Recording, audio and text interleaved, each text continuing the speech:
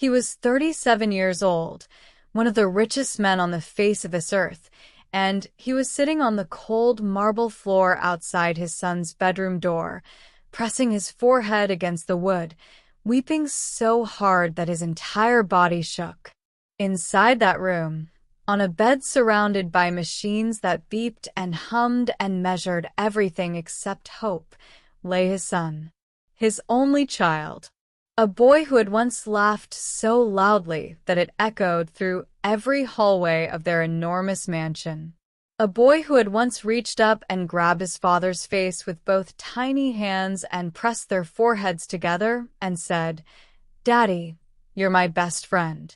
That boy had not spoken in 2 years. He had not opened his eyes in 2 years. He had not squeezed back when his father held his hand. He had not turned his head when his father called his name. He had not done anything at all, except breathe. Barely. Slowly, like something that had already half decided to leave.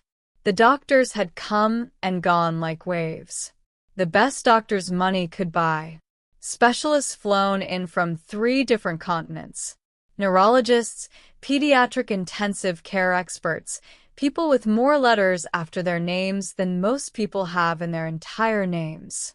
And one by one, all of them had stood at the foot of that bed, looked at their charts, looked at their machines, looked at each other, and then looked at Marcus Hale with eyes full of that terrible, careful pity that people wear when they've already decided something is over, but don't quite know how to say it out loud. "Mr. Hale," the last one had said just 48 hours ago, "we've done everything medicine can do. At this point, what your son needs is a miracle." Marcus Hale had not believed in miracles. He was a man who believed in data, in systems, in things that could be proven and measured and controlled. He had built a billion-dollar empire on that belief. He had never once in his adult life placed his faith in something he could not see. But that was before the little girl in the pink nightgown walked barefoot down the hall and changed everything. Her name was Lily. She was 3 years old. She was the daughter of the woman who cleaned Marcus Hale's floors. And somehow, she was the miracle nobody saw coming. Before this story goes any further, I need to stop for just a moment. Because right now, somewhere in the world, you are watching this. Maybe you found this video on a quiet afternoon when you needed something to remind you that the world still has goodness in it. Maybe someone sent it to you. Maybe it just appeared, the way the right things always seem to appear at exactly the right time. And I want to know where you are. Drop your country in the comments right now. Are you watching from the United States? Maybe you are sitting in your living room somewhere in the United Kingdom, a cup of tea on the table, the evening news still on in the background. Perhaps you are in Canada, bundled up, watching while snow falls outside your window. Maybe you are in Australia, watching as the morning sun comes through the curtains. Or perhaps you are in India, where a whole family is gathered around one screen, or in Germany, watching late at night when the house has finally gone quiet. Wherever you are, this story is for you. It is for every person who has ever sat in a hospital waiting room and asked the ceiling why. It is for every parent who has ever watched their child suffer and felt completely, utterly powerless. And it is for every person who has ever been told that something is over, that there is nothing left to hope for, and found out, against all odds, that the universe had one more card to play. Now, let us go back to the beginning. Marcus Hale had not been born rich. That was the part people always forgot, or maybe never knew, because by the time the world started paying attention to him, the wealth was already so enormous that it seemed like it had always been there, like he had arrived in the world already holding it. But he hadn't. He had grown up in a 2-bedroom apartment in Cleveland, Ohio, with a mother who worked double shifts at a diner and a father who had left when Marcus was 4 years old and never once looked back. He remembered what it felt like to wear the same pair of shoes for 2 years until the soles separated, and he held them together with electrical tape. He remembered the particular shame of being 12 years old and pretending not to be hungry because there was not enough food, and he didn't want his mother to know he knew. He had promised himself, somewhere around the age of 14, standing in front of a cracked bathroom mirror in that small Cleveland apartment, that he was going to be different, that he was going to build something, that he was going to be the kind of man who never had to feel that kind of powerless again. And he had done it. Nobody could say Marcus Hale hadn't done exactly what he set out to do. By 22, he had his first company. By 28, his first million. By 30, he had more money than his 14-year-old self could have imagined in his wildest dreams. The mansion in Connecticut, the penthouse in Manhattan, the cars and the jets and all the beautiful, shining, expensive things that money could buy. And then, at 34, he had met Claire. Claire was not like the other women who had drifted through his life in those wealthy, glittering years, the ones who laughed too brightly at everything he said and wore their interest in him like an accessory. Claire was a landscape architect who drove a beat-up Honda Civic and wore her dark hair in a messy bun and argued with him about everything from climate policy to the correct way to make pasta, and she made him feel, for the first time in his adult life, like a person rather than a bank account. He had loved her so completely and so quickly that it had frightened him. A man who had spent his entire adult life being careful, being strategic, being controlled, and he had fallen for Claire like something tumbling off the edge of a cliff, fast and total, and without any say in the matter at all. They had married in a small ceremony in the garden of a friend's house in Vermont. No press, no fanfare, just the people they actually loved, standing in a circle while the leaves came down orange and gold around them, and Claire in a simple white dress, laughing at something Marcus whispered in her ear right before they said their vows. Their son was born a year later. They named him Noah.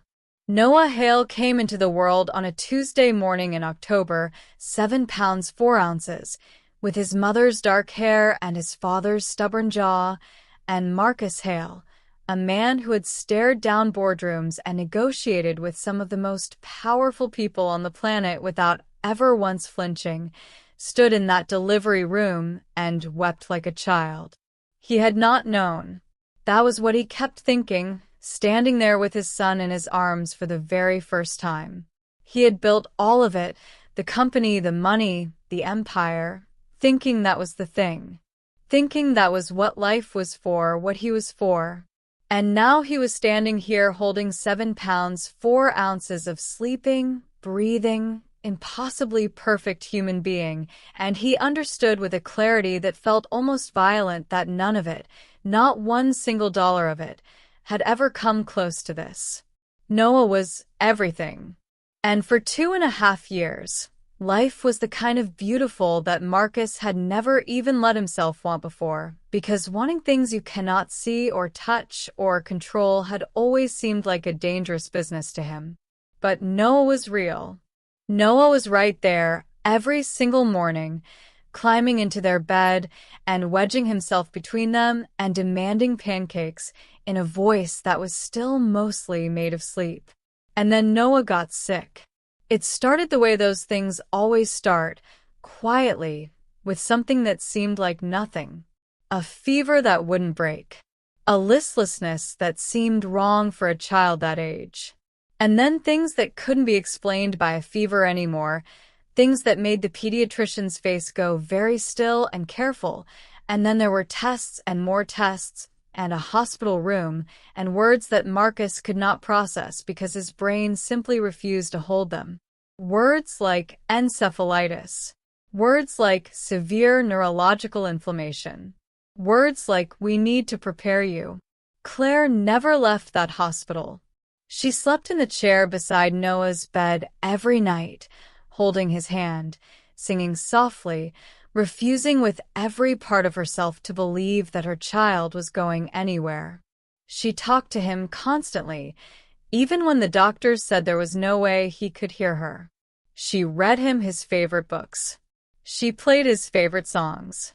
She pressed her lips to his forehead 100 times a day and said, "Come back to us, baby. We're right here. Come back." But Noah did not come back. And then, 6 months after the night everything changed, Claire was driving home from the hospital in a rainstorm, and a truck ran a red light, and Marcus Hale lost his wife on the same night that the doctors told him his son's brain activity had dropped to a level they had no name for except gone. He had buried Claire in that Vermont garden where they had been married. And he had come home to a house where every light was on, and a little boy lay silent in an upstairs room, and he had sat down on the kitchen floor, and he had not moved for a very long time. Her name was Rosa Mendez, and she had been cleaning Marcus Hale's house for 4 years. She had started the job the same month Noah was born, which meant she had watched that child come home from the hospital as a newborn and grow from a baby into a toddler with his father's eyes and his mother's laugh. She had watched him learn to walk in this house, had been there the morning he spoke his first clear sentence at the breakfast table, and everyone, Marcus, Claire, even the other household staff, had burst into spontaneous applause. Rosa was 31 years old and had come to this country from Guatemala 11 years earlier, following the kind of path that is never simple and never safe, arriving finally with nothing except the particular determination of a woman who has decided that no matter what it costs, she is going to build something better for herself than what she left behind. She had cleaned houses and offices and restaurant kitchens. She had taken English classes on Tuesday and Thursday evenings after 10-hour days on her feet. She had saved money with a discipline that bordered on the ferocious. And 3 years ago, she had had her daughter, Lily. Lily's father had not stayed. That was a grief Rosa carried quietly, the way she carried most of her griefs, not talked about, not performed, just folded neatly somewhere inside her, and kept moving. She did not have time for the kind of sadness that stopped you. She had a daughter to raise, which was simultaneously the hardest and the most clarifying thing that had ever happened to her. Lily was 3 years old, and there was really no other word for it, luminous. She had Rosa's dark eyes and some quality that Rosa could not name, something in the way she moved through the world that was entirely her own. She was fearless without being reckless. She was kind in the way that some children just are, not because they have been taught to be, but because it seems to be the very nature of them, something they were born already knowing. She would stop to look at ants on the sidewalk. She would hand strangers flowers she had picked from the grass. She had, once, at the grocery store, toddled over to a man sitting by himself on a bench outside and patted his knee with her small hand and said, "You okay?" in a voice so gentle that the man had started to cry. Rosa brought Lily with her to work on the days when childcare fell through, which happened more often than Rosa would have liked, and less often than it might have, given how hard she worked to prevent it. On those days, Lily would play quietly in whatever room Rosa was working in, coloring, stacking blocks, carrying on long, elaborate conversations with a stuffed rabbit named Gerald, who had one ear shorter than the other from being carried everywhere since birth. Lily had always been fascinated by Noah. Even in the days when Noah was sick, but still sometimes awake, still sometimes propped up in his bed, pale and quiet but there, Lily would look toward his room with an expression that Rosa couldn't fully explain. Not pity, exactly. Not curiosity, exactly. Something older and calmer than either of those things, like recognition. "That's Noah's room," Lily said once, standing at the hallway entrance, staring at the door. "That's right, baby," Rosa said. He's sad. Lily said. Rosa had looked at her daughter. He's sick, baby. He doesn't feel well. Lily had nodded very slowly, the way she did when she was thinking about something seriously. I know, she said. But he's sad too.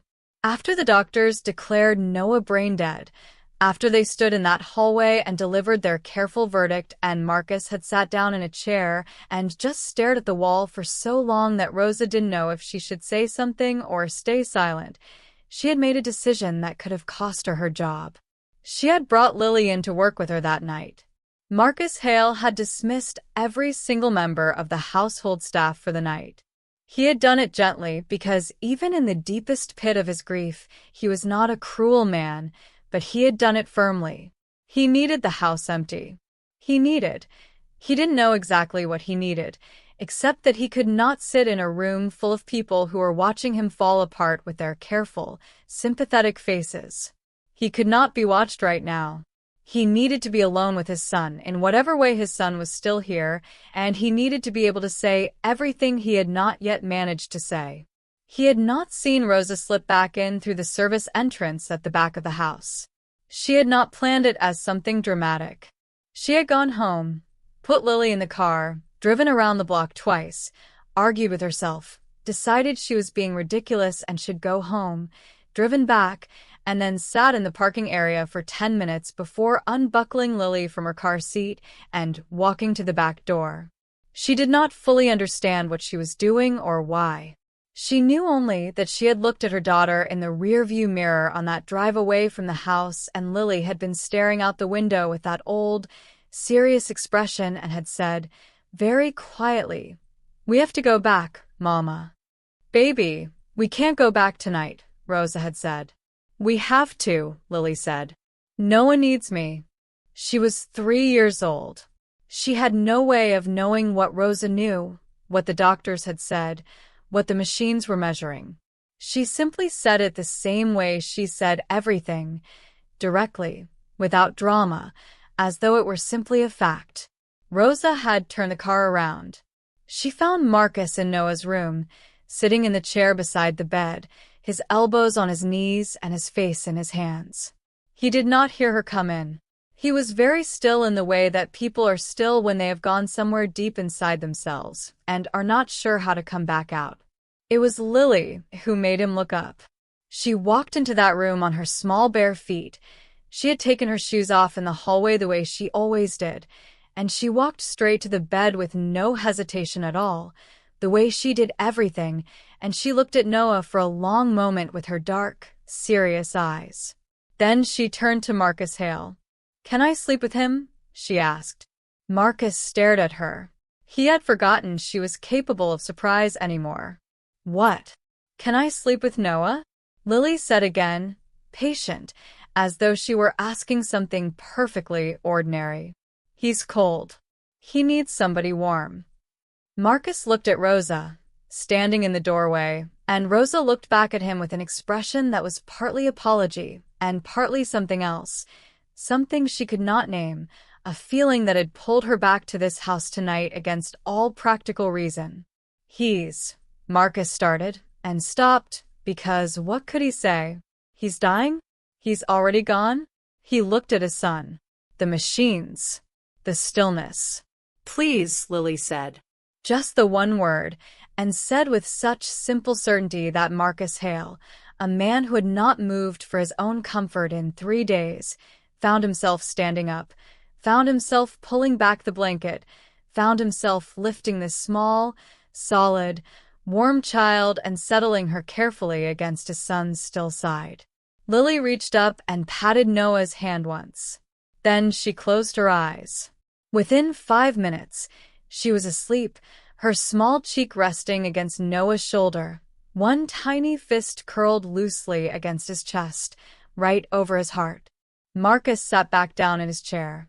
He did not know what he expected. He did not expect anything, not really. He was beyond expecting. He was simply there, and his son was there, and this small child was there, and the night was very quiet. He did not mean to fall asleep. But grief is exhausting in a way that nothing else is, and somewhere in the small hours of the morning, With his forehead resting on his folded arms on the edge of Noah's bed, Marcus Hale slept. He was woken, 4 hours later, by a sound he had not heard in 2 years.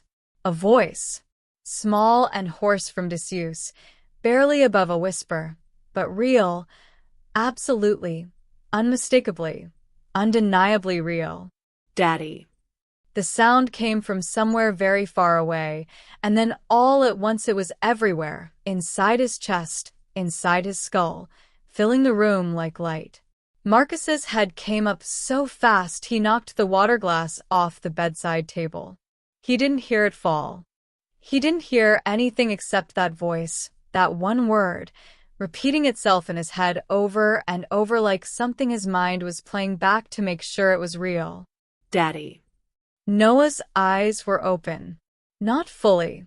They were heavy-lidded, slow, blinking with the particular confusion of someone waking from a very long, very deep sleep in a place they do not immediately recognize. But they were open, and they were moving, and they were looking at him. Right at him. Marcus Hale. Marcus was out of his chair before he was consciously aware of moving. He was at the side of the bed, both hands on his son's face, and Noah blinked at him, slowly once, twice, and then something shifted in those eyes. Something that had been absent for 2 years suddenly returned to them like a light clicking back on in a room that had been dark so long you had almost forgotten what the light looked like. Daddy, Noah said again, and this time it was clearer, and it was unmistakably deliberate, and Marcus Hale made a sound that was not quite a word and not quite a sob, but somewhere between the two, and he pressed his forehead against his son's the way Noah used to do when he was small, the way he had done that last time before everything fell away. Lily was awake. She was sitting up beside Noah, her hair messy from sleep, blinking at Marcus with calm, unhurried eyes. She looked at Noah. Then she looked at Marcus. Then she smiled, the simple, uncomplicated smile of a child who has done something she already knew she was going to do. "I told you," she said. Rosa had been asleep on the small sofa in the corner of the room. She woke to the sound of Marcus calling her name, not hysterically, not in the way that people call names when something is wrong, but in a way she had never heard from him before, a way that was cracked open and overwhelmed and absolutely unable to be anything except what it was. She crossed the room in seconds and stood at the foot of the bed and pressed both hands over her mouth and felt her eyes fill with something she did not have a word for. Noah turned his head slowly and looked at Lily. He seemed to be taking her in the way people take in things after a long absence, carefully as though needing to confirm that the thing is really there. Then he lifted one hand, slowly, with visible effort, and he placed it over Lily's small one.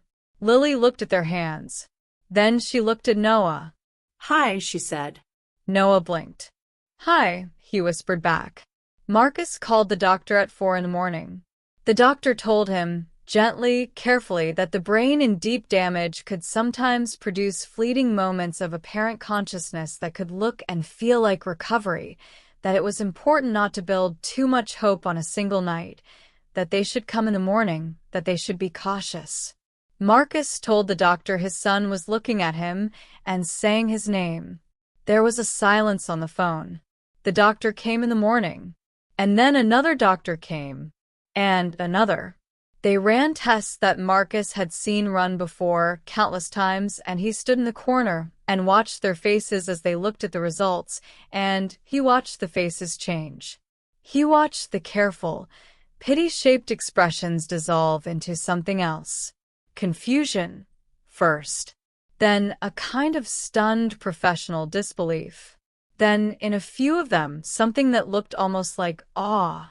Noah's brain activity was not what it had been the night before. It was not what it had been for 2 years. The patterns that had been flat or nearly flat were moving, firing, reconnecting in ways that the imaging picked up clearly and that nobody in that room had a tidy clinical explanation for. This is One of the doctors started and then stopped. Medically, this is... Another one started and also stopped. Marcus Hale looked at them. It's a miracle, he said. Simply. Without embarrassment. The word that he would have refused 6 months ago, would have dismissed as unscientific and sentimental, now sitting in his mouth like the most accurate word he had ever spoken. None of the doctors argued with him. Noah's recovery was not instantaneous. Let the record be clear about that. He did not leap out of bed and walk down the stairs and ask for pancakes, though Marcus would later say, laughing through tears at a dinner table full of people, that there was a moment in the 3rd week when he was pretty sure Noah was working up to exactly that. It was slow. It was uncertain. There were good days and days that were harder. There were setbacks, small ones, that made Marcus's heart seize each time with a terror he would carry for years. But Noah was here. That was the thing. The irreducible, impossible, overwhelming fact that nothing else could touch. Noah was here, and he was moving, and he was speaking, and he was day by day coming back to himself with the patient determination of a child who had somewhere very important to be. The weeks that followed Noah's awakening were, in many ways, the strangest of Marcus Hale's life. Strange because everything was happening at once. The medical teams and their carefully worded statements, the rehabilitation therapists who came to the house twice a day, the phone calls from friends and family who had been called to prepare for a funeral and were now being called with something so opposite that some of them simply did not know how to respond. Strange because the world had agreed that Noah Hale was gone, and the world was being asked to reverse that agreement, and the world, Marcus was finding, was not always graceful about that kind of reversal. But the strangest thing, the thing Marcus found himself returning to again and again in the quiet moments, was Lily. He did not know what to do with what Lily had done. It was not that he was ungrateful. He was, if anything, so grateful that it had taken on a physical quality, a weight he felt in his chest every morning when he woke up and heard Noah's voice somewhere in the house. It was that he didn't know how to categorize it, how to account for it, how to fit it inside any framework he had for understanding the world. He was a man who believed in data. And the data said that a 3-year-old child had climbed into a bed beside a brain-dead boy and fallen asleep, and the brain-dead boy had woken up. That was the data. And the data made no sense at all. He asked the doctors, who used words like spontaneous neurological recovery and stimulation-induced synaptic response and warmth and physical presence, as potential neural triggers. He listened to all of it carefully. He nodded in all the right places.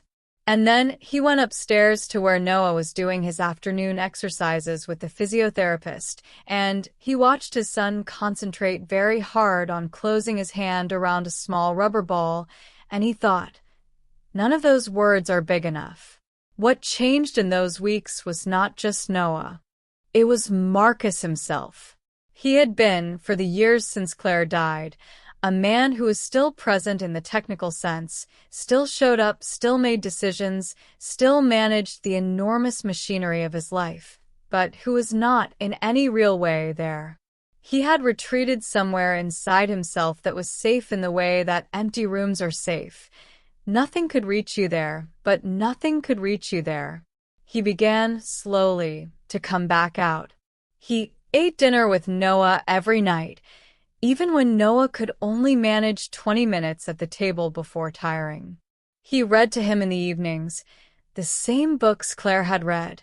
He had found them on the shelf in Noah's room, some of them with Claire's handwriting in the margins, notes about which pictures Noah had liked, which pages had made him laugh, and he read them out loud in a voice that shook sometimes, and Noah would watch him with patient, knowing eyes. And every morning, Rosa brought Lily to work. This was not something that had been formally arranged. It was simply something that began to happen the way the best things sometimes happen, not from a plan, but from a need meeting a presence in the right moment. Rosa would arrive at 8:30, Lily in her arms or toddling alongside her, and Noah would hear Lily's voice from wherever he was in the house, and something in his face would change. A lightning. An alertness that was different from his alertness around anyone else. Lily seemed to understand Noah in a way that bypassed language entirely. When Noah was frustrated with his rehabilitation, when the hand that was supposed to close around the ball wouldn't cooperate, when the word he was reaching for kept sliding away before he could catch it, it was Lily who would come and sit beside him, not saying anything, just there, her small, solid presence beside him, and something would ease in Noah's face. He would try again. She's good for him, the lead physiotherapist told Marcus one afternoon, watching through the window as Lily and Noah sat on the floor of the rehabilitation room together, Lily building a tower of blocks and Noah trying, with enormous concentration, to add a block to the top. I've seen family support matter before, but there's something particular here. I know, Marcus said. He had started watching Rosa in those weeks, the way you watch someone when you're finally paying attention. He had known her for 4 years, but knowing someone in the background of your life and actually seeing them are two different things entirely, and he had been too absent, too buried in his own grief and his own walls, to see her before. He saw her now. He saw how she was with Lily, the specific quality of patience and love that she brought to that small human being she was raising alone, the way she spoke to her like a person even when she was talking about ordinary 3-year-old things. He saw how she was with Noah, the easy, unforced warmth, the way she would ruffle his hair when she passed and call him Mijo without ever making it feel like pity. He saw how she was with the work, not because she had to be, but because she was the kind of person who brought her whole self to everything she did. He saw that she was the reason his son was still here. Not just because of the night Lily had spent beside Noah, though that was the center of it, the thing he would carry his entire life, but because Rosa had come back that night when she had every reason not to. Because she had listened to a 3-year-old child say, "We have to go back," and she had turned the car around. Because she had stood in a doorway and trusted something she could not explain. He did not know yet what to do with all of that. But he knew that his house had become something different from what it was 3 months ago. It had become, gradually and then all at once, a place where something was living again. Noah said Lily's name before he said anyone else's except Marcus's. It came out on a Tuesday morning, 6 weeks after the night he woke up. He had been getting stronger every day, finding words with increasing ease, his voice growing steadier and more like the voice Marcus remembered from before. The speech therapist had been working with him for an hour, and afterward Lily had come in with Rosa, carrying Gerald the one-eared rabbit, and she had sat down beside Noah on the floor with a picture book and opened it to the first page. Noah looked at her. "Lily," he said. Lily looked up from the book. "That's me," she said. Noah smiled. It was small and a little lopsided, still, the way some of his expressions were as the pathways rebuilt themselves, but it was unmistakably a smile. "I know," he said. Rosa, standing in the doorway, had to leave the room for a minute. Marcus found her in the hallway, leaning against the wall with her hands over her face, her shoulders shaking. He stood there for a moment, not knowing what to say, and then he did what seemed like the only right thing. He put his hand on her shoulder, gently, and stood beside her while she cried. After a moment, she straightened and pressed the heels of her hands to her eyes and let out a long, steadying breath, the kind that is part exhale and part reassembly. "I'm sorry," she said. "Don't," Marcus said. "Please don't apologize." She looked at him. Her eyes were red and her face was open in a way that it wasn't usually. She was a private person, Rosa, careful with herself the way people are when they have learned that the world does not always handle the things you give it gently. But right now she was simply herself, unguarded, the walls set down. He said her name, she said. I know, Marcus said. When I brought her back that night, she started. I know, he said again. Rosa. I know. She had been prepared to be told she had overstepped. She had been prepared for that conversation for 6 weeks. In some part of her mind, the quiet, practical part that cataloged risks and prepared for consequences the way someone who has never had a safety net learns to do. She had expected that one day Marcus Hale would sit her down and explain, carefully, that what she had done had been an intrusion, that even with the miraculous outcome it had been inappropriate, that he was grateful but boundaries were boundaries. He did not do that. What he did, standing in that hallway while his son's laughter drifted out from the room around the corner, was look at her and say, I've been trying to figure out how to say thank you in a way that means something. And I don't think there is a way. I don't think there is a thank you big enough for what you did. Rosa looked at the floor. I only turned the car around, she said. You turned the car around, Marcus said. Which is the whole story. What happened next did not happen quickly or simply or without difficulty, because nothing real ever does. But what happened was this. Marcus Hale began to be present in his own life in a way he had forgotten was possible. Noah grew stronger every week, astonishingly, stubbornly, with a determination that the physiotherapists said they had rarely seen and that Marcus recognized immediately as entirely his mother's. By 3 months out, Noah was walking the length of the hallway by himself. By 4 months, he was eating every meal at the table and asking questions in the relentless, unstoppable way of children who have a great deal of world to catch up on.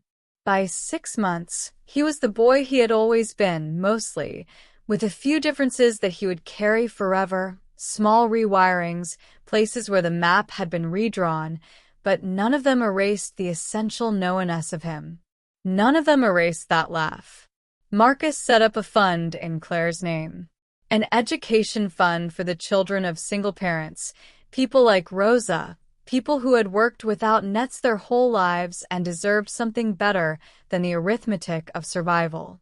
It was not the only thing he did. But it was the first thing, and he did it the week Noah walked the length of the hallway alone because he thought Claire would have known immediately what to do with a miracle, and he was trying to learn. Rosa was not just an employee anymore. She had not been, really, from the night she turned the car around, but the formalities caught up eventually. She became part of the household in the truest sense, the kind of part that has a name and a seat at the table and a voice that is listened to. Lily grew up in those rooms alongside Noah, the way siblings grow up, which is to say loudly, and with occasional territorial negotiations over toys and absolute loyalty underneath all of it. Years later, someone would ask Noah as a grown person, confident and healthy, and with his mother's laugh, about that night, about what he remembered. He was quiet for a moment. I don't remember most of it, he said. I was very far away. And then I wasn't. What brought you back? He thought about it. Warmth, he said finally. I remember warmth. And then a voice, very small, very close. And I remember thinking whatever I was thinking in the place I was, that wherever the warmth was, that was where I needed to go. The voice had been Lily's. He was almost certain of it, though he would never be able to prove it, and neither would anyone else. But some things do not require proof. Some things simply are the shape they are, and the shape of the story. A man brought back from grief, a boy brought back from darkness, a woman who turned the car around, and a child who knew, somehow, that warmth was enough. That shape was love. Just love. The smallest, most ordinary, most extraordinary thing in the world. Before you go, I just want to say thank you for being part of this channel. If these stories bring you comfort, inspiration, or simply brighten your day, you can support the channel by clicking the thanks button below the video. Your support helps me continue creating more heartfelt stories for this wonderful community. And truly, every bit of support means the world to me. Thank you for watching, and thank you for being here.